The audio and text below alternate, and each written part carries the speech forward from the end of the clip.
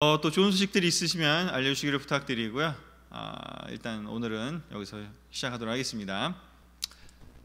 자, 고린도전서 오늘은 5장과 6장을 보려고 합니다. 5장과 6장의 시작은 여러분 가운데 음행이 있다는 소문을 들었습니다 라고 시작을 하고 있습니다. 앞에 그 1장에서부터 4장까지의 이야기에서는 글로의 집에서 온 사람들에게서 다툼이 있다는 소식을 들었습니다. 이렇게 이야기를 하면서 글로의 집안에서 온 누군가가 전해준 그 이야기를 들었다라고 했고, 그 이야기에 대한 이야기를 또 나누었다라고 한다면 5장에서 6장의 이야기는 소문을 들었다라고 이렇게 이야기를 하고 있습니다. 소문을 들었다, 이 얘기는 뭔가 누군가한테 직접 들었다라기보다는 주변의 사람들에게 벌써 알려졌다라는 뜻이거든요. 보통 좋은 일도 좀 알려지긴 하지만 나쁜 일이 훨씬 더 잘 소문이 나지 않습니까? 참, 그 당시에도 인터넷이 발달하지 않은 시대에도 사람들의 입으로 이렇게 전해지는 소문이 있었던 것 같습니다. 특별히 안 좋은 소식은 더 빨리 나타나는데, 바로 그 소문이 무엇인지 바로 두 가지의 소문이 있는데, 바로 음행의 소문과 교회 안에서 그리고 소송 사건이 있었다라는 소문이 교회 내부의 사람들에게 전해진 게 아니라 소문으로 외부의 사람들에게까지도 지금 알려져 있다라는 측면에서 봤을 때는 이건 좀 더 심각하고, 이건 좀 더 빨리 해결해야 되는 좀 긴박한 측면이 있다라고 생각이 듭니다. 바로 이 두 가지에 대한 이야기를 이제 5장과 6장에서 다루고 있습니다. 그래서 5장 1절에 바로 음행에 대한 소문, 그 음행은 무엇이냐? 어떤 사람이 계모와 함께 살고 있다니 그런 짓은 이방인들 중에서도 없는 일입니다 라고 이야기를 하면서 자기의 아버지가 아마도 본처는 아니었던 것 같고 두 번째, 세 번째 이렇게 그 결혼을 했던 것 같습니다. 그 당시에는 또 그런 일들이 있었다고 하기도 하고, 어쩌면 어머니가 죽고 그 어린 그런 어머니와 재혼을 했던 것 같습니다. 그런데 그 아버지께서 이제 돌아가시고 나서 그 아들이었던, 법적으로는 어머니와 아들이 될 텐데 그런 관계에 있었음에도 불구하고 그 아버지의 아내였던 그 계모와 함께 살고 있다. 여기 함께 살고 있다라는 의미에는 성적인 의미가 들어가 있는 거죠. 그래서 이런 일이 벌어졌다라고 해서 그런 짓은 이방인들 중에서도 없는 일입니다라고 이제 바울은 그 이야기를 표현하고 있습니다. 좀 자세한 거는 좀 뒤에서 더 이야기를 하고요. 그 다음에 두 번째는 5장에서 그 이야기를 하고, 두 번째는 이제 6장에서요. 여러분 가운데 다툼이 생겼을 때 왜 성도들 앞에서 해결짓지 않고 법정에 호소합니까? 라고 이야기를 하면서 성도들 간에 다툼이 생겼는데, 다툼이 늘 있을 수 있지 않습니까? 뭐 사적인 그런 일일 수도 있고, 또 뭐 회사 업무적인 일일 수도 있고, 뭐 어찌됐건 간에 다툼이 생겼었던 것 같습니다. 그런데 그 다툼을 성도들끼리 해결하지 않고, 교회 내에서 해결하지 않고 세상 법정에 가지고 갔다라는 것이죠. 그래서 이 이야기는 도대체 무슨 이야기일까? 세상 법정에 호소했기 때문에 어쩌면 소문이 더 빨리 났겠죠. 사람들이 거기에 수근수근 하면서 더 많이 들었겠죠. 그래서 이 두 가지 일은 정말 교회가 오히려 본이 되어야 되는데 그렇지 못한 지금 상황을 지금 소문으로 들릴 정도로 지금 큰 이슈가 되고 있습니다. 자, 그래서 이런 소문을 들린 것에 대해서 이야기를 이제 앞으로 해나갈 텐데, 이거를 어떻게 처리해야 되는지를 이야기를 할 텐데, 뭐 문제가 없으면 제일 좋겠지만 교회는 죄인들의 모임이기 때문에 문제가 생길 수도 있겠죠. 그렇지 않습니까? 그래서 뭐 정말 문제가 없으면 제일 좋겠지만 생겼을 때 어떻게 해야 될지를 아는 것도 또 필요한 거죠. 그러기에 어떻게 보면 고린도서는 보물과도 같은 책이죠. 사실 이 문제가 많았던 교회가 있었기 때문에 우리 시대에도 이런 이야기들을 어떻게 해결해야 될지, 뭐 똑같은 일이 생기질 가능성은 적겠지만 비슷한 일들이 생길 때 우리가 어떻게 해야 될지를 좀 알 수 있도록 어떻게 보면 하나님께서 이 고린도 교회를 사용하신 것도 아닌가라는 생각이 듭니다. 자, 그래서 고린도 교회의 상태에 대해서 복음에 대한 오해를 하고 있어서 이런 일들이, 이런 음행이나 이런 소송의 문제들, 뭐 그 전에 있었던 분열의 다툼의 문제들이 또 포함해서 복음의 오해인데, 여기서는 어떤 오해들이 있냐를 5장 6장에 힌트가 되는 구절들이 있습니다. 먼저 6장 12절에 보면 이렇게 이야기하고 있습니다. 무엇이든지 할 수 있는 자유가 있다고 해서 모든 것이 다 유익한 것은 아닙니다. 바울이 이렇게 이야기를 하고 있습니다. 자, 여기서 무엇이든지 할 수 있는 것은 자유가 있다라고 바울이 얘기하는 게 아니라, 학자들이 이 성경을 연구해 봤을 때 성경과 또 당시에 그 성경에 기록된 그 그리스어와 유사한 그리스어로 쓰여진 많은 여러 문헌들을 조사해 봤을 때 지금처럼 인용문이면 뭔가 따옴표로 이렇게 인용의 표시를 하거나 뭔가 그런 어떤 이렇게 글쓰기에 체계가 잡혀져 있는 때가 아니라 그냥 쭉 써내려가는, 마침표 콤마도 없고 인용 부호도 없고 그냥 쭉 써내려가는, 뭐 느낌표도 없고 물음표도 없습니다. 사실은 예전 뭐 성경과 그 당시에 쓰여졌던 일리아드, 오디세이 뭐 이런 책들을, 또 키케로의 뭐 시라든가 이런 것들을 보면 그렇지 않습니다. 그래서 이것이 바울이 한 얘기인지 아니면 사람들이 한 얘기를 바울이 인용하고 있는 건지를 학자들이 유심히 연구를 했는데, 바로 여기서의 그 고린도 교회 안에 어떤 표같이 사람들이 주장하는 게 있습니다. 무엇이냐면, 나는 영의 구원을 받았으니 무엇이든지 할 수 있는 자유가 있다 라고 고린도 교회에 어떤 사람들이 생각했다라고 이야기를 합니다. 대부분의 학자들이 동의하는 바입니다. 이것은 바로 바울이 한 얘기가 아니라 그 당시 사람들이 한 얘기를 바울이 인용하면서, 그러면서 그게 그렇지만 그것이 다 유익한 것은 아닙니다라고 바울이 그 말을 이제 이해하기 위해서 어떻게 이해해야 되는지를 설명하고 있는 것이죠. 그리고 그 아래에도 보면 음식은 배를 위해 있고 배는 음식을 위해 있습니다, 이렇게 또 나오고 있습니다. 자, 그러나 라고 이야기를 하면서 하나님은 그 모든 것을 다 없애버리실 것입니다. 몸은 음란을 위해 있는 것이 아니라 주님을 위해 있는 것이며 주님은 몸을 위해 계십니다. 바로 여기에서도 바울이 말하는 그 내용은, 말하고 싶은 내용은 몸이 음란을 위해 있는 것이 아니고 주님을 위해 있는 것이며 주님은 몸을 위해 있는 것입니다, 이렇게 얘기하고 싶은데, 고린도 교회 어떤 사람들은 이렇게 얘기를 하고 있는 겁니다. 음식은 배를 위해 있고 배는 음식을 위해 있다, 그러니 나는 아무거나 막 먹어도 되고 그 먹음으로써 맛있게 먹고 배가 채워지면 된다 라는 의미에서 마치 표어처럼 고린도의 문화이기도 하고요.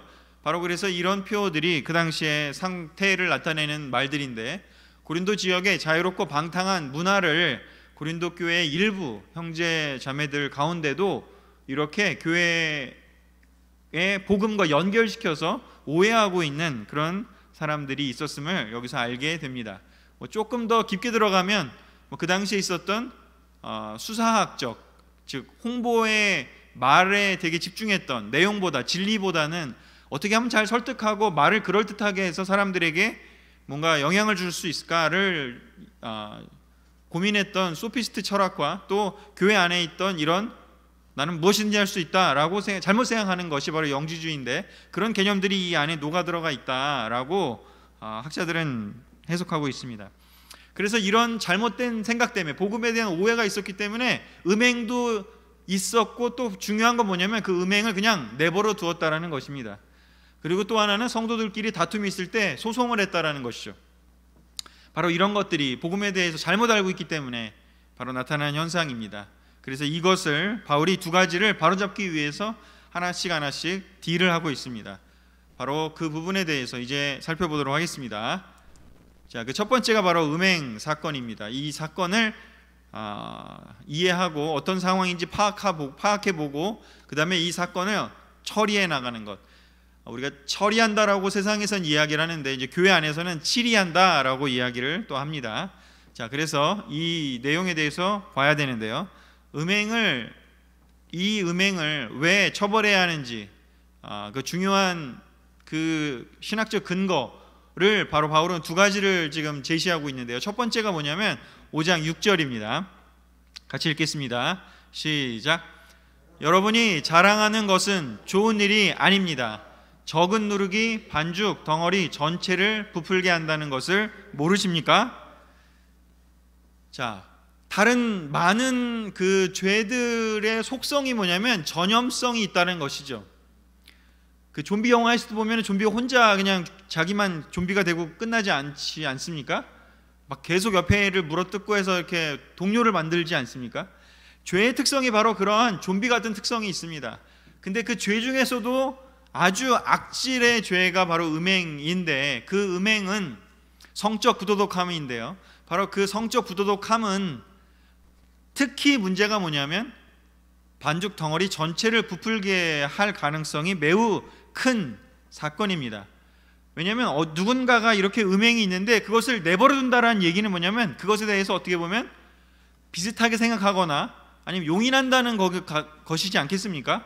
이건 벌써 이 한 사람의 이야기만 나와 있지만 고린도 교회 안에 아마도 알려져 있지 않은 여러 음행의 사건들이 퍼져가고 있을 가능성이 매우 크다라는 것을 시사하고 있습니다. 우리 안에도 누군가가 그냥 음행을 자연스러운 것처럼, 세상의 그냥 개념처럼요, 그냥 자연스러운 것처럼 아니 뭐 사람이 다 그런 거 아니야? 하면서 그것을 누군가가 하고 있는데 그런 것이 삐질 아마 드러날 텐데, 하고 있다면 포르노에 중독이 돼 있고 또는 정말 부부관계 이외의 관계에서 어떤 마음을 주고 있고 몸을 주고 있고 연락을 하고 있고 뭔가 그러고 있다면 아마도 그것을 점점 퍼져나갈 수 있다는 것이죠. 그래서 음행이 처벌의 첫 번째 중요성은 뭐냐면 이것이 전체를 썩게 만들 수 있는 매우 위험한 요소라는 것입니다. 반드시 드러나게 되면, 드러나지 않을 때까지는 모를 수 있겠지만 드러나게 되면 절대로 그냥 내버려 두면 안 되는 바로 죄 중에 하나가 바로 음행인 것입니다. 바울은 그것을 강력하게 표현하고 있습니다. 또 두 번째는 무엇이냐면 음행을 처벌해야 할 중요한 두 번째 이유요, 6장 16절과 18절에 나타나 있습니다. 같이 읽겠습니다. 시작. 창녀와 결합하는 사람은 그녀와 한 몸이라는 것을 모르십니까? 하나님은 두 사람이 한 몸이 될 것이다 라고 말씀하셨습니다. 여러분은 음란을 피하십시오. 사람이 짓는 모든 죄는 몸 밖에서 일어나지만 음행하는 사람은 자기 몸에게 죄를 짓는 것입니다. 아멘. 자, 음행을 처벌해야 될 중요한 두 번째 이유는 무엇이냐면 다른 죄들은 몸 밖에서 일어나고 뭔가 조금 의미가 다르죠. 몸 밖에서 일어납니다. 몸 외적인 거예요. 우리 몸 안에서가 아니라. 그래서 뭔가 그것이 일회적일 수도 있고 어떤 그 사건일 수가 있는데, 음행은 어떻게 되냐면 이게 중독성이 있다는 겁니다. 몸 안에 들어온다는 것은 몸 자체를 변화시킨다는 것입니다. 특별히 그 이야기를 창세기에 있는 두 사람이 한 몸이 될 것이다 라고 하나님이 이야기하신 원리를 제시하고 하면서 다른 사람과 부부 관계 이외의 그 관계에서 결합을 하게 된다라는 것은 그 결합이 그냥 하나의 사건으로 그냥 한 번 저지르고 끝나는 그런 일이 될 수가 없다라는 겁니다. 결합이 된다면 그것은 마음이 들어가고 몸이 들어가면서 뭔가 변화가 있다는 것입니다. 한 번 음행을 한 사람은 다시 예전으로 돌아갈 수가 없습니다. 절대로요. 그렇기 때문에 굉장히 위험한 그런 죄의 속성을 가지고 있습니다. 특별히 음행이라는 것은요. 그리고 또한 음행이라는 것은 이기심의 최전방에 있는 이야기입니다. 실제로 부부관계 이외의 관계를 떠나서 예수님이 마태복음 5장에서 이야기하신 것처럼 음행하는 눈으로 다른 여자를, 다른 남자를 바라보면서 생각하는 것, 바로 포르노를 보면서 생각하는 것들이라든가 그런 음란한 생각을 하는 것들조차도 그것이 얼마나 그 사람이 만약에 내 여동생이거나 내 누나거나 내 자매거나 내 오빠거나 내 어머니라면 그렇게 하지 않을 텐데, 내가 모르는 어떤 사람을 그냥 내가 내 몸이 기쁘고자, 내 몸이 즐겁고자 그렇게 머릿속에서 강간을 하고 음란한 행동을 한다라는 것은 하나님이 보시기에 그 사람이 하나님의 자녀인데 얼마나 안 좋겠습니까? 내 가족은 안 되는데 다른 사람이, 다른 여자, 모르는 여자는, 모르는 어떤 누군가는 그렇게 이용해도 된다라고 하는 생각 자체가 굉장히 이기적인 생각인 것이죠. 우리 음행에 빠지게 된다는 것은 그만큼 내 이기심이 점점 고조되고 있다는 걸 뜻하기 때문에 경계심을 높여야만 합니다. 자, 이것에 대해서 구약에서 특별히 하나님께서 강력하게 설명하셨고, 바울도 어쩌면 이 개념을 가지고 이 이야기를 하고 있는지도 모르겠습니다. 민수기 25장 1절에서 4절 그리고 9절을 같이 읽겠습니다. 시작. 이스라엘 사람들이 시딤에 머물러 있을 때 그들은 모압 여자들과 음란한 짓을 하기 시작하였다. 그 여자들이 이스라엘 사람을 자기 신들의 제사에 초대하였고 이스라엘 사람은 그들의 제물을 먹고 그 신들에게 절하였다. 이와 같이 이스라엘 사람들이 모압의 바알신을 섬겼으므로 여호와께서는 그들에게 몹시 분노하셨다. 그때 여호와께서 모세에게 말씀하셨다. 너는 이스라엘의 모든 지도자들을 잡아다가 대낮에 내 앞에서 처형시켜라. 그러면 이 백성에 대한 나 여호와의 분노가 사라질 것이다. 그러나 그 전염병으로 죽은 사람이 24,000명이나 되었다. 이스라엘 백성들이 가나안 땅 바로 건너편에 있는 모압에 도착했습니다. 그랬는데 거기서 그 모압의 여자들을 만나게 되고 그 모압의 여자들이 유혹을 하기 시작했습니다. 뭔가 매력적인 낯선 여자였습니다. 쫓아갔고요.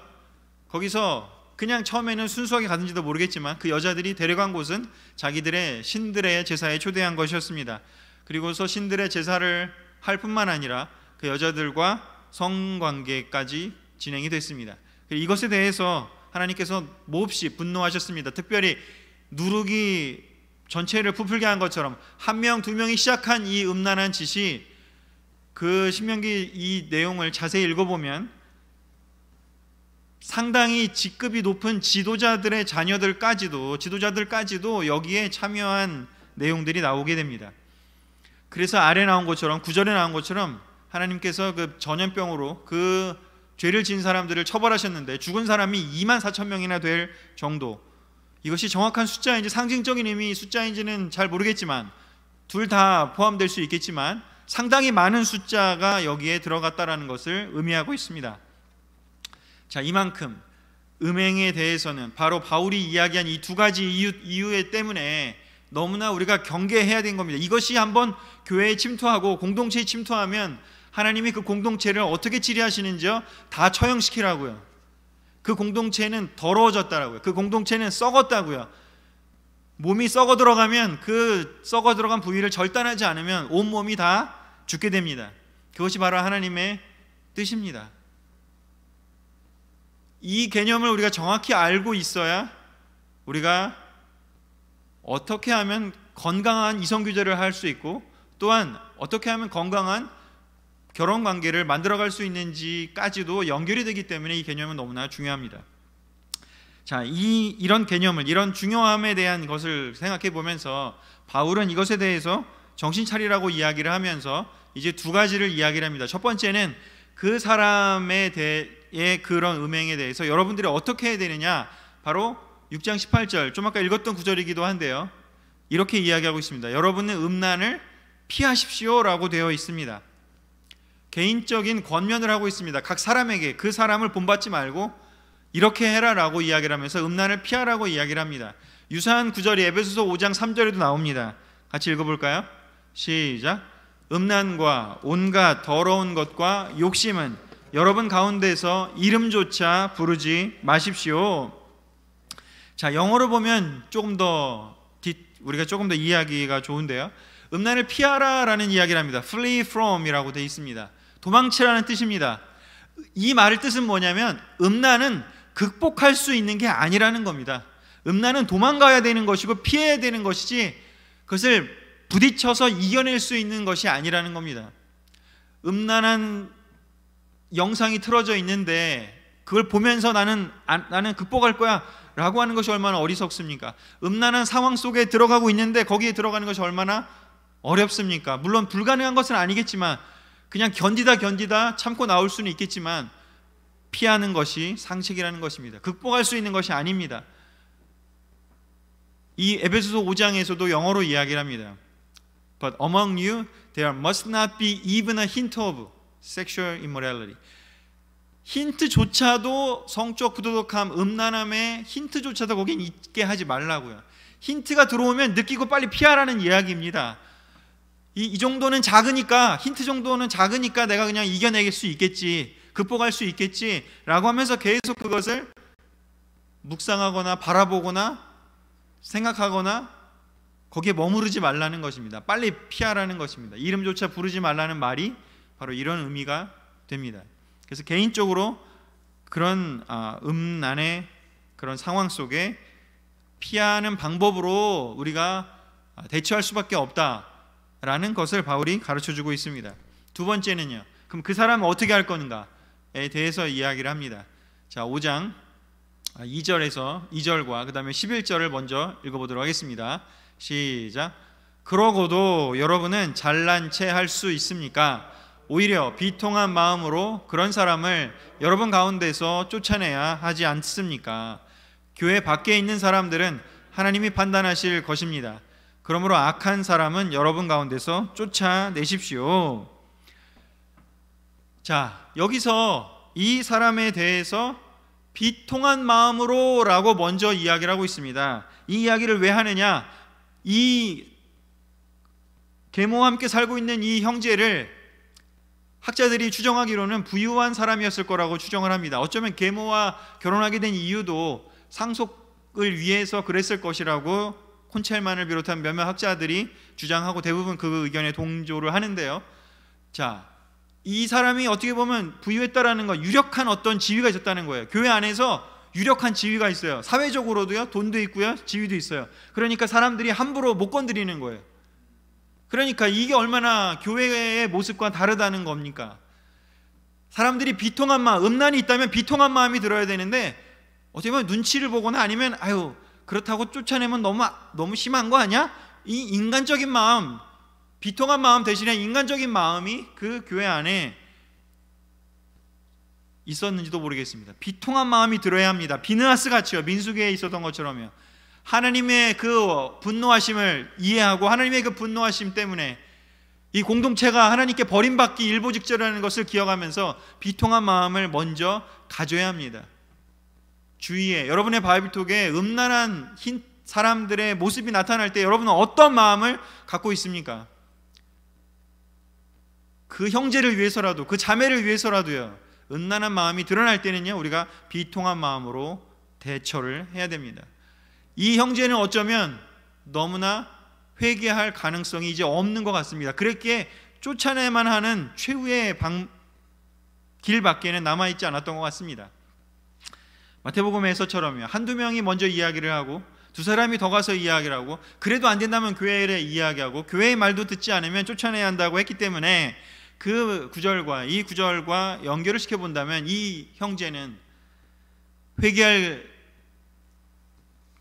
결정을 하지 않았을 것입니다. 그래서 쫓아낼 수밖에 없다라고 이야기를 합니다. 우리 모두 다 실수할 수 있습니다. 포르노 실수로 볼 수도 있고 음란한 유혹에 빠져들 실수할 수 있습니다. 하지만 회개하느냐 안 하느냐는 너무나 중요합니다. 회개하지 않는다면 교회에 남겨둘 수가 없다는 것입니다. 반드시 쫓아내야 합니다. 구약성경, 신약성경 어디에도요, 음란을 회개하지 않는 것에 대해서는 공동체에서 쫓아내는 것이 유일한 해결책이라고 이야기를 하고 있습니다. 근데 왜 그래야 하는지 5장 4절에서 5절에서 그 목적을 바울이 설명하고 있습니다. 같이 읽겠습니다. 시작. 여러분이 우리 주 예수님의 이름으로 모이고 내가 영으로 여러분과 함께 있을 때 우리 주 예수님의 능력으로 이런 사람을 사탄에게 넘겨주어 육체는 파멸되더라도 영은 주님이 재림하시는 날에 구원받게 하십시오. 바울은 이야기합니다. 그 형제를 내쫓는 것은 그 형제가 육체적으로는 고통스럽고 힘든 상황을 겪게 될지라도, 이 말은 무슨 말입니까? 교회 안에서의 그 보호받는 것을 이제 끊게 되면, 쫓아내면 이제 교회의 보호는 받지 못합니다. 교회의 도움을 받을 수 없게 되죠. 자, 아까도 제가 얘기했다시피 음란함은 뭐라고 했죠? 이기심이 극도로 지금 성장하고 있는 거라고요. 이기심이 극도로 성장하는 사람이 갈 수 있는 길은 어디일까요? 사람들과 관계를 올바르게 맺을 수 있을까요? 자기의 이기심을 채우기 위해서 무슨 짓이라도 하는 사람인데, 그런 사람의 삶이 결국 어디로 가겠습니까? 그 사람의 관계가 어디로 가겠습니까? 파멸의 길로 밖에는 갈 수가 없다라는 것입니다. 그의 삶이 파멸이 되더라도요, 영은 주님이 재림하시는 날에 구원받게 하십시오. 이게 무엇입니까? 그 사람이 파멸되더라도요, 돌아온 탕자처럼요, 그 어려운 시간들을 겪고 고생을 하고, 아, 내가 잘못했구나 깨달으면서 돼지 지엄나무 열매를 먹고서야 정신 차리고 돌아온 그 탕자처럼요, 다시 돌아올 수 있는 길이 생길 수 있게 하기 위해서라도 쫓아내야 한다라고 이야기를 하는 것입니다. 교회를 보호하기 위함도 있지만, 두 번째는 그 사람을 위해서도 쫓아내야 한다는 것입니다. 왜냐? 교회 안에 계속 남아있게 된 이 사람은 고통을 느낄 수도 없고요, 계속해서 교회를 망칠 뿐만 아니라 이 사람도 회개할 기회를 가질 수가 없기 때문인 것이죠. 자, 그렇기 때문에 교회는 단호한 이 처리를, 이 치리를 했어야만 했습니다. 그런데 하지 못하니까 바울이 그것을 하라고 강력하게 지금 도전을 주고 있는 것입니다. 자, 그래서 이 부분에 대해서 우리 또한 우리 시대에도 이 부분은 동일합니다. 음란한 부분은요, 인류 고금 역사를 막론하고요, 언제나 그 사회를 망가뜨립니다. 제가 어제 대학원에서, 신학 대학원에서 그 사경회라는 것을 하고 1박 2일 그제 했었는데, 거기에서 특강으로 다 코스타리카 선교사를 가신 분이 와서, 지금 현재도 하고 계신 분이 와서 그 강사로서 이야기를 했는데, 그 선교지 이야기를 여러 가지 얘기를 했는데, 가장 힘든 게 뭐냐 했더니 바로 이 음란의 문제였습니다. 일부 일처제가 아니라 그냥 그 두 번째, 세 번째, 네 번째, 10번째까지의 그 아내를 거느리는 그런 문화가 거기에 있다고 합니다. 심지어는요, 초등학교 지금 6학년 정도 됐을 나이, 13살, 14살, 15살 아이들이 그렇게 두 번째, 세 번째, 네 번째 그런 그 아내로 들어가는 문화가 그 중남미에 있다라고 하더라고요. 그것을 변화시키고 바꾸는 게 그 선교사님이 제일 힘들었던 거라고 합니다.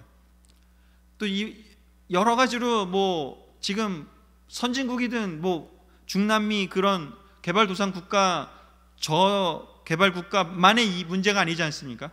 모든 시대의 어떤 문화권에서도 항상 문제가 되는 것은 바로 이것입니다. 사람들은 항상 이야기합니다. 나에게 자유를 달라, 난 내 마음대로 하고 싶다. 하지만 성경은 분명하게 이 음행에 대해서 이것이 너희의 영혼을 파괴시킬 사탄의 계략이라고, 정신차리라고 이야기를 하는 것입니다. 자, 두 번째, 소송사건에 대해서 들어가 보도록 하겠습니다. 고린도 교회에 있었던 소송사건의 의미, 자, 6장 3절과 4절 그리고 6절을 읽어보도록 하겠습니다. 시작. 그렇다면 이 세상 일쯤이야 말할 게 있겠습니까? 여러분에게 그런 문제가 생겼을 때 교회에서 별로 대단하게 여기지 않는 세상 사람들을 재판관으로 세워서야 되겠습니까? 신자가 신자를 고소하여 그것도 믿지 않는 사람들 앞에서 꼭 재판을 받아야 하겠습니까?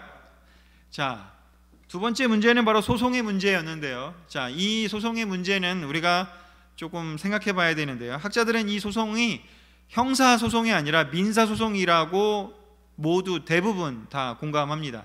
이 당시에 그 주위에 있던 그리스 여러 그런 다른 문헌들과 그 당시에 형사기록, 민사기록 이런 것들을 봤을 때요, 로마법에서 형사법은 매우 엄격했다라고 합니다. 그 형사법은 가능하면 굉장히 정확했고 엄격했다라고 해요. 그런데 민사소송은요, 그냥 개인과 개인의 분쟁이었기 때문에 그냥 돈을 좀 더 많이 주고 뇌물을 주거나 아니면 좀 그 사람이 지위가 높으면 알아서 설설 기어서 판정을 해줬다라는 것이죠. 지금도 사실은 그런 부분이 논란이 되고 있는 부분이 존재합니다. 그런데 이 예전 시대에는 더 그랬다라는 것이죠. 그래서 형사소송에 대해서 바울이 이야기하는 게 아닙니다. 누가 죽거나 상해를 입혔는데 그것이 만약에 숨겨져 있고 밝혀지지 않는다면 형사로 갈 수밖에 없습니다. 법적인 그 죄의 문제라면요, 그것에 대해서 이야기하는 게 아니라는 것이죠. 여기서 얘기하는 것이요, 이 세상의 일쯤이야, 이 세상의 일쯤이라는 원래 그리스 단어를 보면 이 말이 뜻하는 것이 일상에서의 벌어지는 일이라고 되어 있습니다.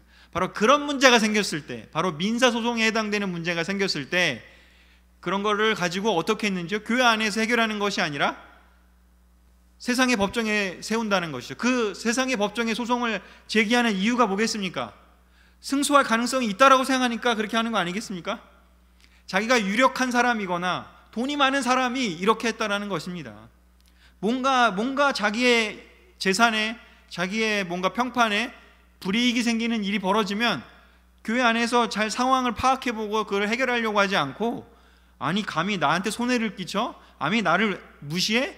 좋아, 너 당해봐, 너 배상금 내 하면 이렇게 하면서 민사소송으로 끌고 갔다라는 것이죠. 이것이 얼마나 고린도 교회가 세상적이 되었고 복음에 기초하지 않은 상태가 되었는지를 바로 보여주는 것입니다. 그래서 바울은 이야기합니다. 그것도 꼭 믿지 않는 사람들 앞에서 재판을 받아야겠냐고요. 바로 너희들의 그 조그만 이익을 위해서. 지금 이 소송 사건에 들어가 있는 핵심은 바로 그겁니다. 나의 조그만 이익이라도 침해되면요 가만히 있지를 못한다는 거예요.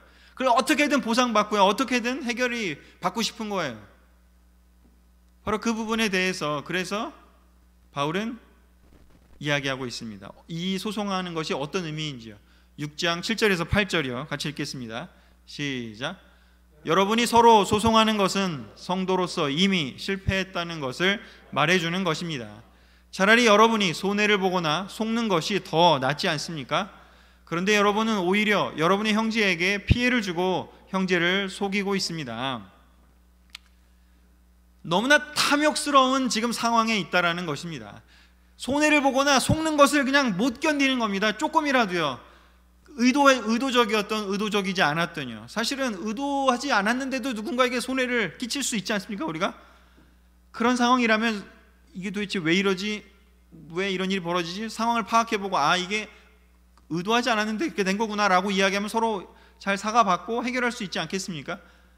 그런데 그런 것들이 생겼을 때 그것을 못 견디면서 이제 그 형제에게 지나친 배상을, 피해를 주게 만드는 그런 일들을 서슴지 않았다는 겁니다.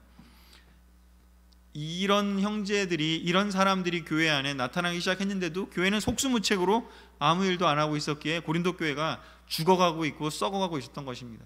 바울은 그렇다면 이 교회는 어차피 하나님의 몸된 교회가 될 수 없기 때문에 강력하게 교정을 하고 도전을 주고 디세핑을 할 수밖에 없다라고 판단했던 것입니다. 그래서 어떻게 하라고 하는지요. 고린도 교회에 대해서 바울이 이 소송 사건의 본질에 대한 바울의 권면을 한번 살펴보도록 하겠습니다. 6장 9절에서 10절 그리고 11절 같이 읽겠습니다. 시작. 의롭지 못한 사람은 하나님의 나라에 들어가지 못한다는 것을 모르십니까? 속지 마십시오. 음란한 사람과 우상 숭배자와 간음하는 사람과 여자를 좋아하는 사람과 동성연애자와 도둑과 탐욕이 많은 사람과 술 취하는 사람과 욕설을 일삼는 사람과 착취자는 하나님의 나라에 들어가지 못합니다. 여러분 가운데도 이런 사람들이 있었으나 주 예수 그리스도의 이름과 우리 하나님의 성령으로 죄에서 씻음을 받고 거룩하게 되어 의롭다는 인정을 받았습니다. 먼저 이렇게 소송을 거는 사람들에 대해서 추정해 볼 수 있는 것은 여러분 가운데 이런 사람들이 있었으나 라고 이야기했습니다. 과거에 그런 삶을 살았던 거죠. 그랬는데 예수 그리스도를 알게 되고 하나님과 성령님 삼위일체 하나님을 알게 되면서 세례를 받고 죄용서를 받고 거룩하게 되었다라는 것을 지금 상기시켜주고 있습니다. 너희가 예전에 원래 그랬던 사람이지만 니네가 어떻게 바뀌었는지 기억해라. 예수 그리스도를 알고 성경 공부하고 너네가 세례 받았는데 왜 다시 옛날의 모습으로 돌아가냐는 것입니다. 그러면서 이야기를 하는 것이죠. 소송을 건다라는 것의 의미가 무엇인지가 바로 탐욕이 많다라는 것이기 때문이거든요. 착취하는 마음이거든요. 근데 그런 사람은 무엇이냐면 나는 계모랑 살지 않아. 나는 음란하지 않아. 나는 그냥 항상 똑발라. 항상 나는 규칙 잘 지키고 나는 예배도 잘 참석하고 헌금도 잘 내고 있어. 하지만 나한테 손해가 되는 건 못 참는 사람이요. 그런데 겉모습은 항상 깨끗해요. 근데 그런 사람에 대해서 이야기를 하는 거죠. 음란한 사람이나 간음하는 사람이나 도둑질하는 사람이나 너희 같은 탐욕이 많은 사람이랑 똑같다고요. 똑같이 하나님 나라에 못 들어갈 거라고 이야기를 하는 것입니다. 그러기에 이것을 내가 이것이 그냥 난 소송이야, 그냥 난 정확하게 이거 법정에서 판결 시시비비 가리기 위해서 한 것뿐이야 라고 이야기하지만, 바울은 그 안에 들어있는 이 탐욕스러운 마음에 대해서 딜하려고 지금 이야기를 하고 있는 것입니다. 자, 그래서 이 소송의 사건과 바로 음란의 사건의 본질은 뭐라고요? 이기심이 점점 극도로 자라는 것이라고요. 사랑과 반대편에 있는 이기심이요, 그냥 나의 유익, 나의 쾌락, 나의 즐거움, 오로지 그것만이 가득할 때 그 최종 표출이 뭐라고요? 음란으로 나타난다고요. 탐욕스러운 것이요, 내 이익, 내 거를 지키려고 하고 내 이익을 침해당을 못 참아낼 때요, 그것이 어디로 나타났는지 소송으로 나타났습니다. 이 겉으로 드러나는 것이 아니라 그 본질에 들어가 있는 것을 바울은 지적하고 있는 것이죠. 7이란 것은 바로 그런 것입니다. 본질을 다루는 것이죠. 그 본질이 해결되려고 도전을 주고 디사이플링을 하지만 그것을 받아들이지 않는다면 출교라고 하는 그런 강력한 징계를 쓸 수밖에 없다라는 것을 이야기를 하고 있습니다. 그래서 이 두 가지 사건을 이야기를 하면서 바울이 정리를 하고 있습니다. 우리의 정체성, 하나님의 교회에 속해 있다는 것이 무엇을 뜻하는 건지, 바로 그것에 대해서 6장 19절에서 20절에 이렇게 이야기를 하고 있습니다. 같이 읽어보도록 하겠습니다. 시작. 여러분의 몸은 여러분 자신의 것이 아니라 하나님에게서 받은 것으로 여러분 안에 계시는 성령님의 성전이라는 것을 모르십니까? 하나님은 값을 치르고 여러분을 사셨습니다. 그러므로 여러분의 몸으로 하나님께 영광을 돌리십시오. 아멘. 바울은 이야기합니다. 이제 이 소문으로 들렸던 이 두 가지 사건을 이야기를 하면서 정리하면서 여러분의 몸이, 여러분 각 사람이 어떤 존재인지를 여러분 기억하라고요. 바로 여러분 자신의 것이 아니라고요. 하나님께로부터 받은 것이라고요. 그런데 그 하나님께로부터 받았는데 이기심으로, 음란으로 채울 것입니까? 탐욕으로 채우실 것입니까? 그렇게 하면 안 된다라고 이야기를 합니다. 하나님이 값을 치르고 여러분을 사셨습니다. 돈을 주고 사셨습니다. 여러분의 주인이 하나님입니다. 자유가, 당연히 그리스도인이 자유가 있지만 그 자유는 예수 그리스도의 멍에를 매는 상태에서의 자유지 아무 멍에도 없는 그냥 내 마음대로 하는 자유가 아니다라는 것을 이야기를 하고 있는 것이죠. 그것을 기억하십시오. 그리고 여러분의 몸으로 하나님께 영광을 돌리라고요. 하나님께 영광을 돌려야 될 몸으로 죄 속에 빠져 있지 말라고 이야기를 합니다. 이렇게 정리를 하고 있는 것이죠. 오늘 5장, 6장 우리가 함께 봤는데요. 정리하도록 하겠습니다. 개인적으로 음행을 피하라고 개별적으로 지금 권하고 있습니다. 그리고 발생했다면요, 권고하고 회개하게 하고요, 회개하지 않는다면 제거하라고, 교회에서 쫓아내라고 이야기를 하고 있습니다. 음행을 제거하라고요. 그것이 하나님의 뜻이라고 이야기합니다.